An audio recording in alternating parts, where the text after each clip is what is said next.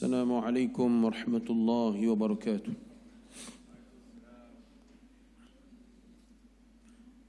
الفاتحة. أعوذ بالله من الشيطان الرجيم. بسم الله الرحمن الرحيم. الحمد لله رب العالمين الرحمن الرحيم. إياك نعبد وإياك نستعين. الصراط المستقيم صراط الذين أنعمت غير المغضوب عليهم ولا الضالين. إن الحمد لله نحمده ونستعينه ونستهديه ونستغفره ونعوذ بالله من شرور أنفسنا ومن سيئات أعمالنا. من يهده الله فلا مضل له ومن يضلله فلا هادي له ولن تجد له وليا مرشدا. أشهد أن لا إله إلا الله وحده لا شريك له وأشهد أن سيدنا ونبينا محمدا عبده ورسوله. اللهم صل وسلم وبارك على سيدنا محمد وعلى آله وأصحابه ومن تبعهم بإحسان إلى يوم الدين. اللهم علمنا ما ينفعنا وانفعنا بما علمتنا ولا تجعل الدنيا أكبر همنا ولا مبلغ علمنا. اللهم لا سهل إلا ما جعلته سهلا وأنت تجعل الحزن سهلة إذا شئت سهلة. ربي يسر ولا تعسر، ربي تمم بالخير. ثم أما بعد. Alhamdulillah, thumma alhamdulillah, syukur pada Allah Subhanahu wa taala. Allah Taala masih lagi beri peluang kehidupan kepada kita semua.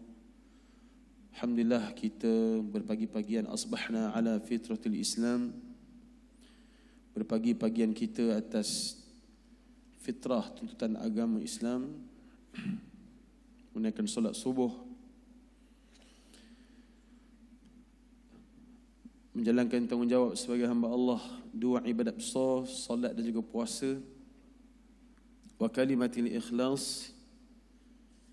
Alhamdulillah, kita masih mentauhidkan Allah Subhanahu wa taala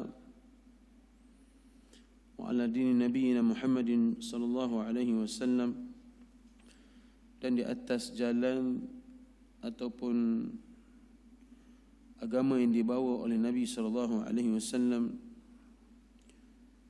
wa ala millati abina Ibrahim hanifa, yang mana asal di atas jalan yang dibawa oleh Nabi Ibrahim alaihi salam. Wa ma ana minal musyrikin, tidaklah kita dari kalangan orang yang mensyirikkan Allah Subhanahu wa taala. Mudah-mudahan Allah merahmati berkati kita semua, amin ya rabbal alamin. Insya-Allah hari ini secara ringkas bertepatan dengan peristiwa nuzulul Quran, peristiwa turunnya Al-Quran Al-Karim kepada Nabi sallallahu alaihi wasallam, menandakan bahawa satu anugerah yang teragung bagi Nabi sallallahu alaihi wasallam dan kita sebagai umat Nabi, tentang hadiah pemberian Allah Ta'ala kepada kita, iaitu Al-Quran Al-Karim. Al-Quran ni kitab yang mulia, yang hebat.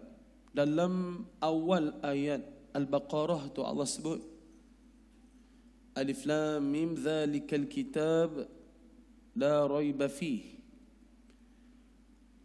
Awal surah Al-Baqarah Allah sebut bahawa Zalikal Kitab.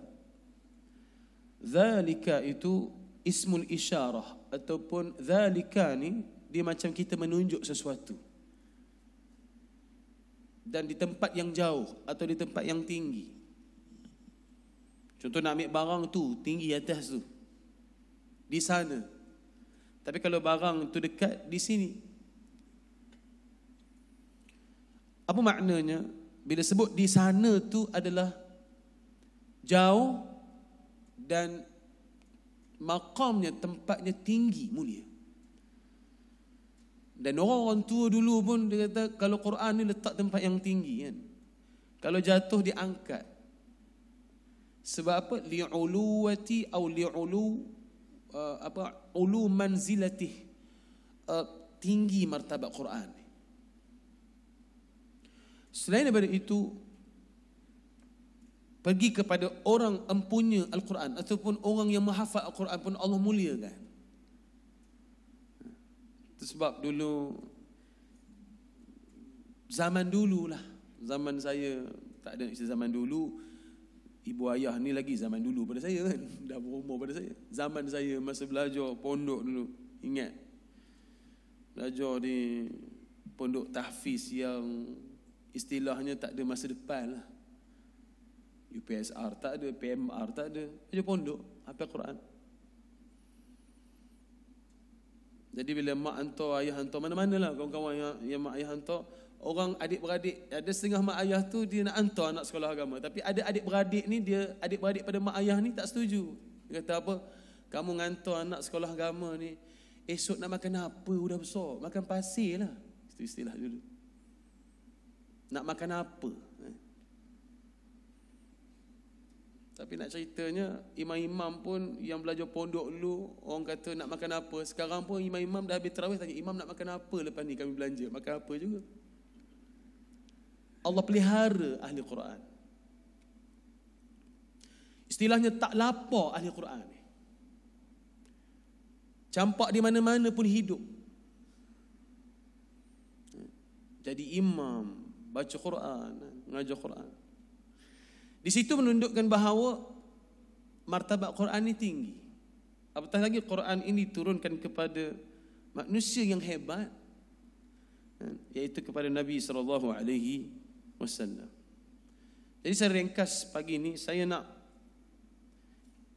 berkongsi dengan tuan-tuan, perempuan sekalian berkenaan dengan kehebatan Al-Quran Al-Karim. Sikitlah kita tu salam lama pagi ni. Apa tanda hebatnya Quran ni?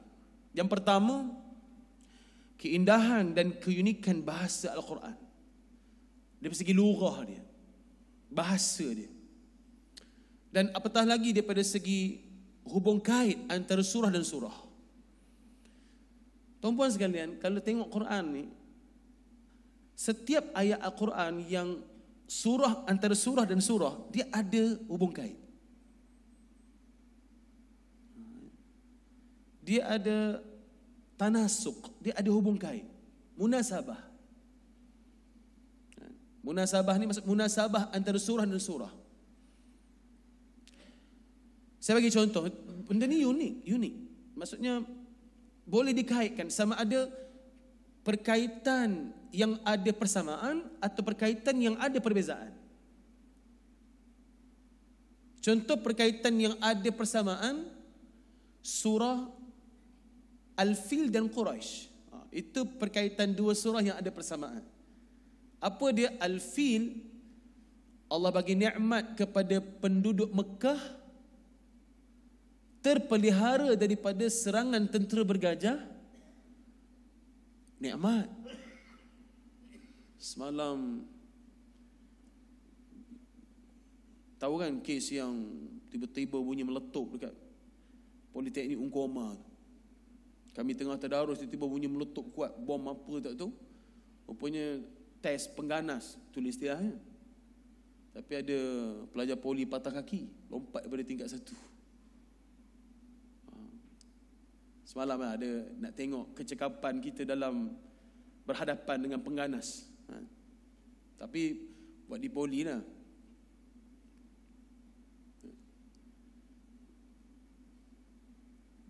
Aman tak? Tak aman. Duduk di masjid pun tak aman.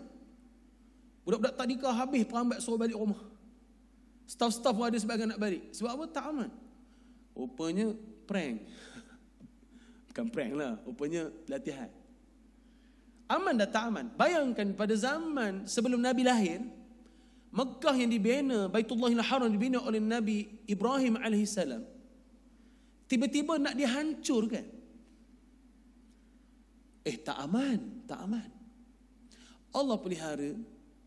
Allah hantar tentera Allah yang kalau ada depan kita, pijak pun boleh mati. Tapi Allah hantar tentera Tayran Ababil, nampak simple, ringkas, pijak boleh mati. Tapi Allah bekalkan mereka batu-batu untuk direjam, tarmihim bihijaratin min sijil faja'alahum ka'asfin ma'kul. Dia lepas dia batu-batu tu, habis tentera bergajah, tentera Abraha ni, hancur ka'asfin ma'kul. Habis hancur lebur. Ibarat macam terkena air panas. Aman tak? Aman. Allah pelihara. Allah kata la uqsimu bihadzal balad wa anta hillun bihadzal balad, kan? Itu tanda Allah muliakan Makkahul Mukarramah. Wa man dakhalahu kana amina. Siapa yang masuk ke Mekah ni, kata Allah Taala, dia akan aman. Baik. Datang pula surah Al-Fil, Quraisy lepas tu pula. Cerita tentang apa? Cerita tentang nikmat Allah bagi kepada penduduk Mekah. 3 nikmat. Pertama, nikmat apa? Rihlatash syita'i was-saif. Boleh mencari rezeki, boleh berniaga. Waktu musim sejuk dan musim panas. Musim sejuk pergi ke Yaman, musim panas pergi ke Syam. Itu yang pertama. Kedua, apa nikmatnya? At'amahum min ju'. Allah bagi makan kepada mereka yang lapar. Maknanya penduduk Mekah tak lapar sekarang. Kalau sembelihan hadiu, dam haji tu atau dam Mekah dimakan oleh ahlu Mekah. Bayangkan. Kalau sekali haji tu berpuluh-puluh ribu ekor disembelih. Siapa yang makan? Penduduk Mekah. At'amahum min ju'. Kalau tanya orang Mekah tu yang berniaga, saya pernah tanya sembang. Dia kata kalau fokus haji 2 bulan, 3 bulan ni, boleh tutup setahun kedai. Buka haji tahun depan pula. Boleh bayar gaji pekerja selama setahun. Kaya. Itu sebab kalau boleh belah waktu itu, kalau kita tak beli, dia tak heran. Lantaklah, banyak lagi customer lain. Dia orang tahu dia orang untung. Yang itu Allah kata apa? Diberi makan, mereka tak miskin. Wa amanahum min khauf. Allah bagi keamanan terhadap penduduk Mekah, mereka tidak akan rasa takut. Nikmat tak? Nikmat. So kaitan di antara 2 surah, yang ini nikmat. Atau dia kata munasabah surah. Dan perbezaan pula, contoh surah Al-Kautsar dengan surah Al-Ma'un. Surah Al-Kautsar, surah Al-Ma'un, Allah cerita 2 kelompok manusia, musyrikin dan munafik. Musyrikin, apa panggil mereka ni? Yukadzibu bid-din, mendustai agama. Yadu'ul yatim, menghardik anak yatim. Wala yahuddu ala ta'amil miskin, mereka tak bagi makanan kepada fakir miskin. Ini panggil orang musyrik. Maknanya apa? Mendustai agama, mensyirikkan Allah Ta'ala. Yang selebihnya tidak berbakti buat baik kepada orang yang lemah, orang yang susah. Dan munafik pula, ya Allah kata fawailul lil musallin alladzina hum an salatihim sahun, mereka tunaikan solat dalam keadaan malas. Ataupun depan datang di masjid, ya Allah punya tertib, bukan masjid ini orang lain lah kan. Allahu akbar, tertib. Kalau sembahyang di rumah, Allahu akbar. Baju pagoda koyak ketiak, sembahyang di rumah. Kadang-kadang pakai singlet nampak ketiak. Kalau datang masjid, baju dia paling cantik, ada side apa semua. Kopiah punya cantik. Di rumah, ini depan orang macam mana keadaan kita? Di rumah macam mana keadaan kita? Alladzina hum yura'un, tunaikan ibadat kerana nak tunjuk pada manusia. Ini munafik. Wal'iyadzu billah. Wa yamna'un al-ma'un, tak nak tolong orang yang susah juga.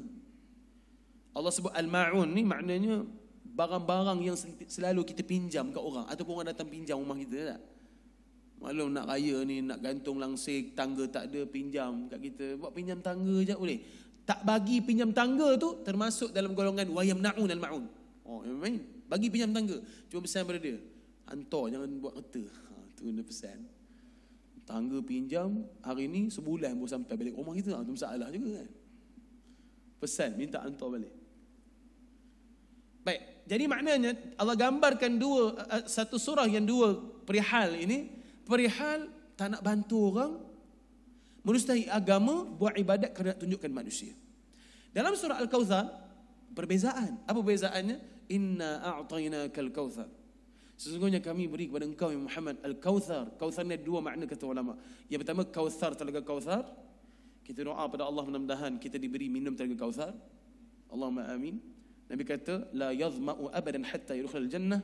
Tidak akan rasa dahaga sehingga dimasukkan ke dalam syurga Allah Ta'ala.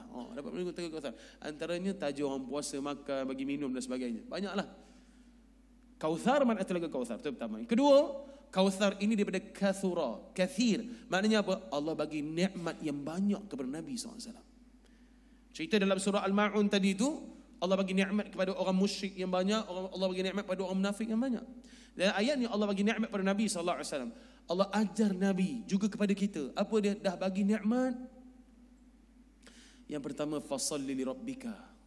Tunaikan solat kerana Allah Ta'ala. Dalam surah Al-Ma'un, alladzina hum yura'un. Mereka tunaikan ibadat nak tunjuk pada manusia. Dalam surah Al-Kautsar, Allah ajar supaya buat ibadat kerana Allah Ta'ala, bukan kerana manusia. Nampak?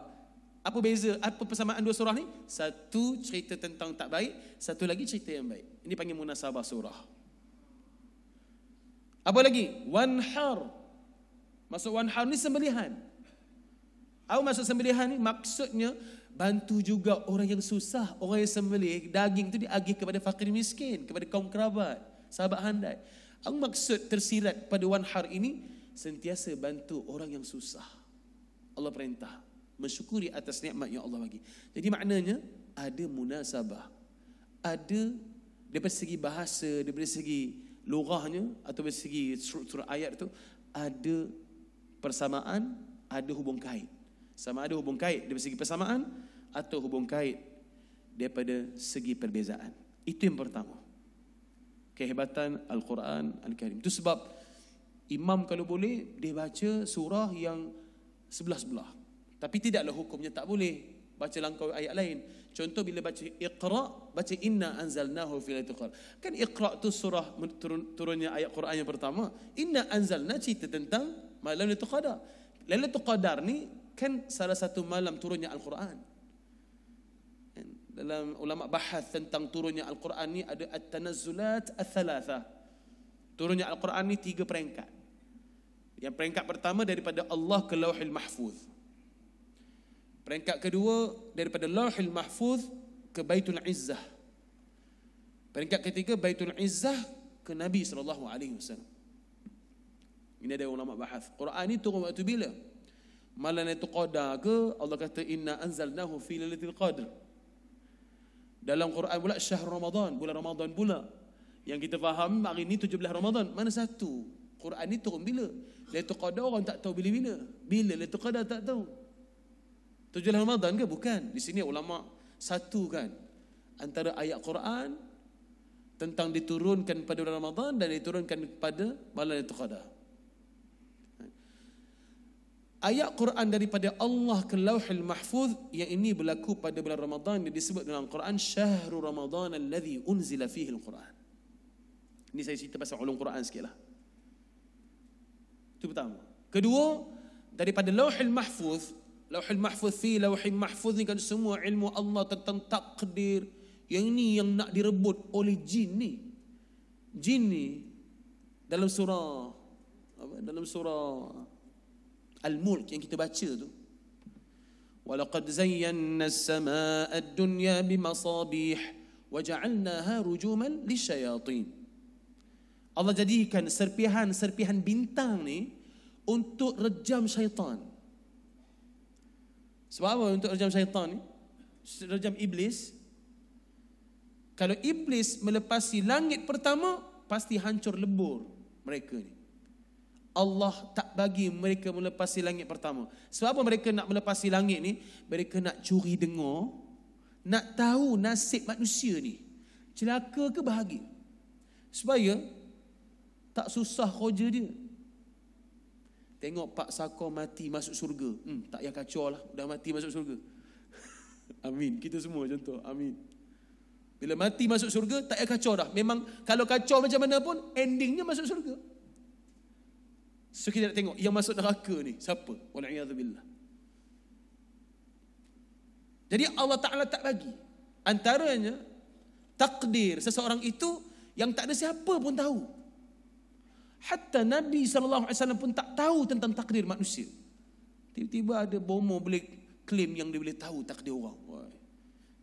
Tengok tangan kamu ni mati accident ni. Oh, dia pula tentu kan. Tengok tangan. Tengok cara ni macam ending kehidupan ni celaka ni. Wala'udzubillah. Tengok kamu ni macam sebelum mati esok kahwin 4 ni. Oh, macam dia pula yang tahu. Tak ada siapa yang tahu. Allah yang tahu. Di mana tempatnya? Lauhil Mahfuz. Okey, tak payah cerita pasal Lauhil Mahfuz. Nak cerita apa? Daripada Allah ke Lauhil Mahfuz, kitab Al-Quran itu secara daf'ah wahidah, seketul ni, berlaku pada bulan Ramadan yang Allah sebut Syahrul Ramadan. Daripada Lauhil Mahfuz ke Baitul Izzah, penurunan yang kedua, Baitul Izzah ni pintu langit sebelum pergi ke dunia. Ataupun dipanggil langit ketujuh lah. Ada kata atas langit ketujuh. Gitu. Yang ini turun pada malam Lailatul Qadar yang Allah sebut inna anzalnahu fi lailatul qadr. Ataupun inna anzalnahu fi lailatin mubarakah. Penurunan yang ketiga dari Baitul Izzah langit dunia ni ke dalam lubuk hati Nabi sallallahu alaihi wasallam, yang disebut apa? Fa innahu nazzalahu ala qalbika biiznillah.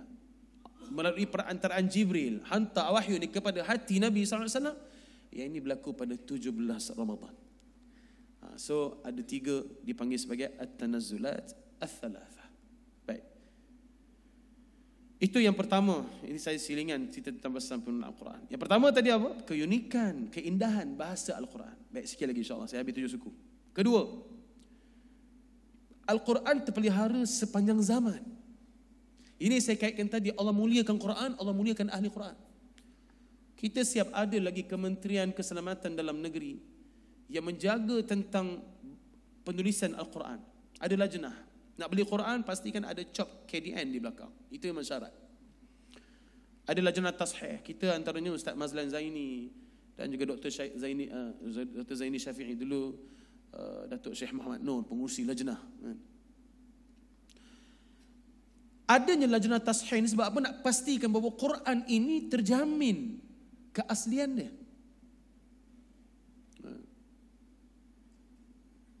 Apa? Min ghairi nuqsanin wa tahrifin. Nak jaga supaya tidak ada kurang dan tidak ada penyelewengan. Saya pernah jumpa Quran yang ada diubah barisnya, ada. Kita report dekat KDN, rupanya belakang tak ada cop KDN. Punya Quran ni, itu sebab kalau nak beli Quran pastikan ada cop ni. Dan nak beli yang pen tu kan, dulu banyak salah pada pen-pen Quran yang letak pada Quran dia baca, banyak salah. Saya dengar satu salah baca Syekh Mahir Mu'aqli dalam surah Jumaah. Dia letak situ pun tak sama apa yang dia baca. Biasalah orang berbisnes ni dia main yang penting ada suara je. Dia ingat imam-imam ni tak ada salah. Oh, imam Masjidil Haram ke imam besar ke, memang ada salah bacanya. Itu biasa. Dia baca apa? Wallazi ba'atha fil ummiyina rasulan yatlu alaihim. Sebab tu rasulan minhum yatlu alaihim. So tu ini salah ni. Saya ambil pen tu report masa tu bapa saudara zaujah saya KDN. So dia ambil balik tu, recall balik supaya betulkan ayat-ayat. Dicek baliklah. Dan kalau tak ada KDN, itu bukan di bawah tanggungjawab KDN. Maksudnya itu masing-masing tanggung. Dosa dosa, memang dosa. Sebab apa? Quran dijaga supaya bin ghairi nuqsanin wa tahrifin. Tak boleh ada pengurangan, tak boleh ada perubahan. Itu syarat Quran. Sebab apa? Allah sendiri sebut dalam Quran, inna nahnu nazzalna dzikra wa inna lahu lahafizun. Baik, saya nak cerita tentang kehebatan ini satu bab. Satu bab lagi. Semalam saya ceramah dengan Cikgu Azmi di Pawai Tambun semalam. Saya cerita tentang tentang kehebatan Quran, tentang penyatuan ummah dengan Quran. Sebab Quran terpelihara, dibaca oleh seluruh dunia yang tidak ada perbezaan antara bacaan kecuali qiraat. Dan asbab Quran ini Allah pelihara dan itu juga menjadi asbab penyatuan ummah. Ada satu dokumentari tentang dakwah. Yusuf Estes, dia kata Yusuf Estes, saya panggil Yusuf Estes lah. Dia ni orang Amerika. Dia ni kira anak buah Dr. Zakir Naik. Ini antara figure-figure yang saya hormat di tangan mereka ni beribu-ribu orang masuk Islam.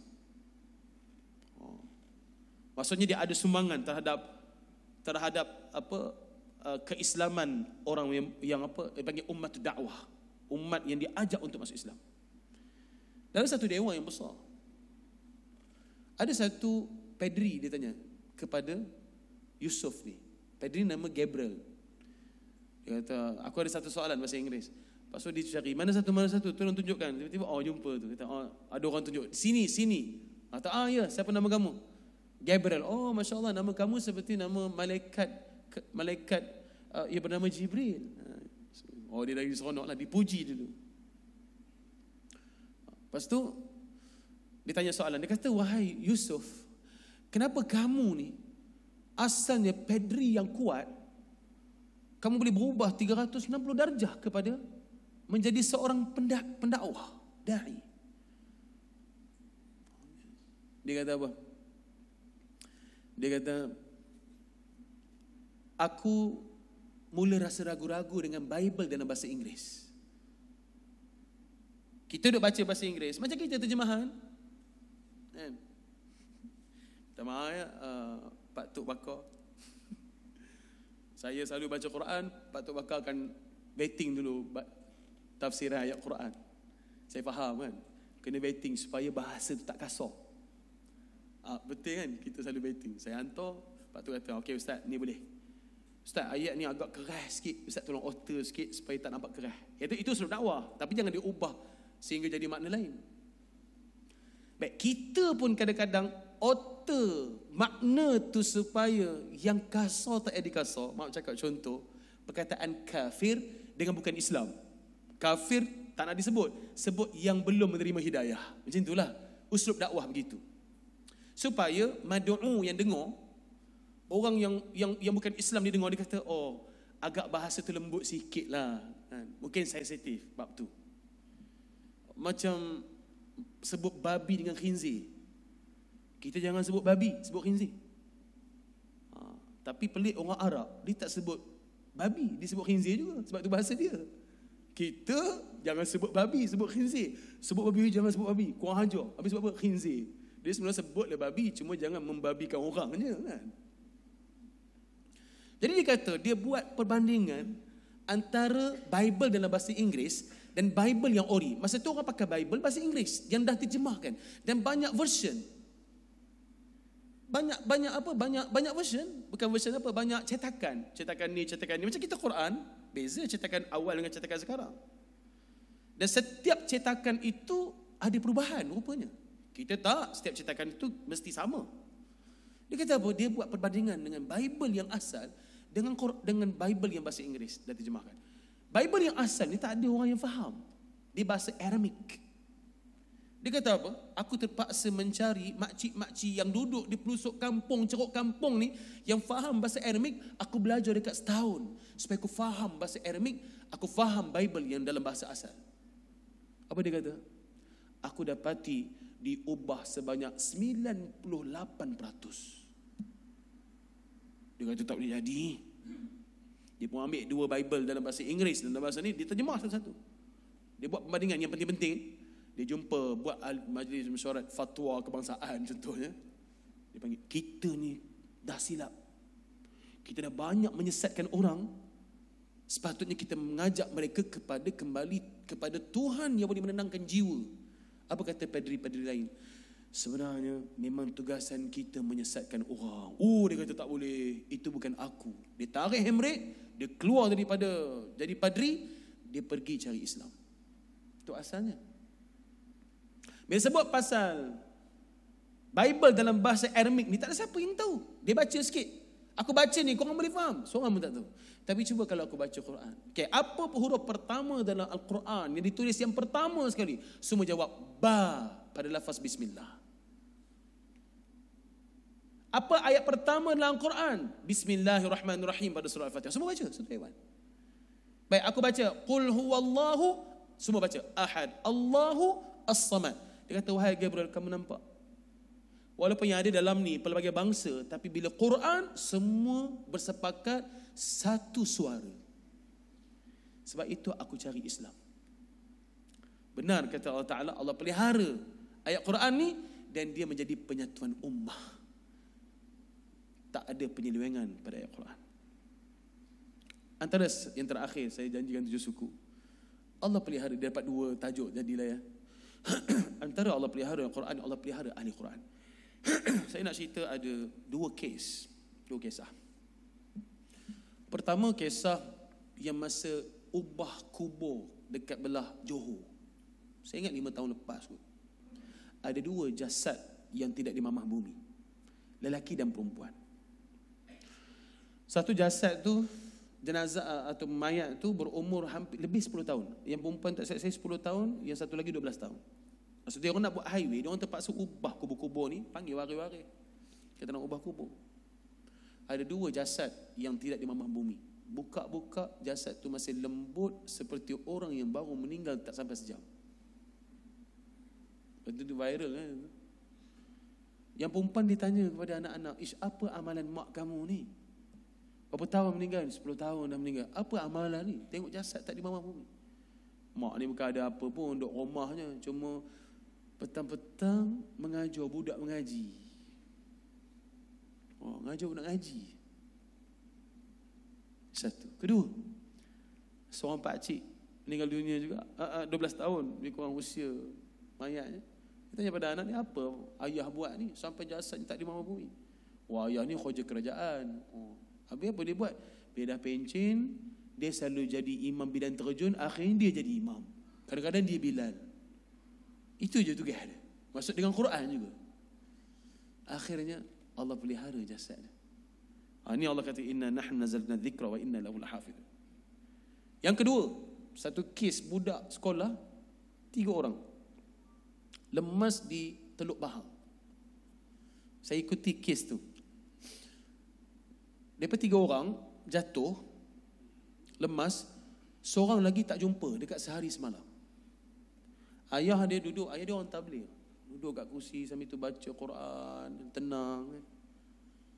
Tiba-tiba lepas sehari, lepas 24 jam barulah anak tu dia jumpa. Bomba ni ambil jasad anak dekat dalam air tu. Sepatutnya ayah saya bomba, saya tanya, dia paling tidak bomba orang yang lemas ni, macam mana keadaan jasad jenazah dia, mayat dia, dia akan cramp. Kan bila dia meronta-ronta dalam air tu, dia akan cramp. Dan tu yang bila mati dalam keadaan air, wali'adzubillah, dengan kerah gini kan, kakinya kerah. Tapi jasad budak ni, dia kata, lepas 1 hari, 24 jam, lembut macam orang baru lemah. Saya memang ikuti kisah. Kita tanya pada ayah ni, apa amalan anak ni? Anak saya tak hafal Quran pun. Cuma satu lagi tabligh punya amalan masa sahabat-sahabat ni, dia amal surah As-Sajdah dengan Al-Mulk setiap kali lepas solat maghrib. Itu dia buat. Ini bukti Allah pelihara orang yang bersama dengan Quran. Ayuh tuan-puan sekalian, masih ada masa lagi sebelum Allah jemput kita pergi bertemu dengan Allah Ta'ala. Marilah sama-sama kita jadi ahli Quran. Saya tutup satu hadis Nabi SAW. Dunia ni, kadang-kadang dengan pangkat, dengan keadaan kita apa semua tu nampak hebat. Tapi hebat di dunia ni, bila mati, habis semua. Kita nak hebat di mata Allah Ta'ala di hari akhirat. Kehidupan kita yang sebenar di hari akhirat. Antaranya adalah, saya baca satu hadis Nabi SAW. Al-mahiru bil-Quran ma'as safaratil kiramil bararah. Walladhi yaqra'ul Quran wa yatata'ta' fihi wa huwa shaqun 'alayhi falahu ajran. Orang yang mahir dengan Quran ni, tempat dia di mana? Dalam syurga bersama para malaikat. Esok masuk syurga, ini rasanya sahabat kita Masjid Mutaqin dulu ni, macam mana boleh duduk dengan para malaikat ni? Rupanya dia mahir dengan Quran. Kita nak yang tu sebenarnya. Selamat. Kalau duduk di situ selamat. Walladhi yaqra'ul Quran. Nabi orang yang tak pandai baca Quran ni macam mana pula? Nabi kata walladhi yaqra'ul Quran wa yatata'ta' fihi wa washaqun 'alayhi falahu ajran. Orang yang baca Quran sangkut-sangkut, susah nak dia baca Quran ni, banyak baca Quran salah ni, berdosa tak berdosa? Tak berdosa. Orang yang baca Quran salah tak berdosa. Yang berdosa tak baca Quran. Itu yang berdosa. Bacalah Quran macam mana pun, salah tak berdosa. Cuma kena cari guru. Berguru. Cari imam-imam, minta dengar bacaan kita. Itu konsep sunnah yang Nabi buat dengan Jibril AS. Sangkut-sangkut bacaannya, kata Nabi SAW, Allah bagi 2 pahala. Satu pahala dia baca Quran, 1 huruf dapat 10 hasanah. Satu lagi pahala dia berusaha untuk betulkan bacaan Quran. Banyak lagi hadis-hadis datang memberi syafaat, mujadilah. Apa mujadilah? Menjadi benteng pada kita antara surah Al-Mulk. Nabi sebut man arada mu'nisa fal Quran yakfi. Nakkan hiburan, cari Quran. Kita kena Quran. Mudah-mudahan ya, Quran ini menjadi syafaat kepada kita di hari akhirat nanti, dan kita dimasukkan ke syurga Allah Ta'ala bersama dengan para malaikat, duduk taraf malaikat dengan para anbiya dan sebagainya. Mudah-mudahan insya-Allah. Yang baik daripada Allah, yang kurang diseseri, mohon maaf terlajak bicara terkasar bahasa lebih kurang. Bismillahirrahmanirrahim. Alhamdulillah alamin. Sallallahu alaihi wasallam Muhammadin wa ala alihi wa ashabihi ajma'in. Allahumma ja'alna minal ladzina yastami'una al-qawl fayattabi'una ahsanah. اللهم ارحمنا بالقرآن واجعلنا إماما ونورا وهدى ورحمة. اللهم ذكرنا ممن نسينا وعلمنا منه ما جهلنا وارزقنا تلاوته آناء الليل وأطراف النهار واجعلنا حجة يا رب العالمين. وصلى الله على سيدنا محمد وعلى آله وأصحابه أجمعين والحمد لله رب العالمين. بارك الله فيكم وأسعد الله أوقاتكم أجمعين وبالله الهداية والتوفيق والسلام عليكم ورحمة الله وبركاته.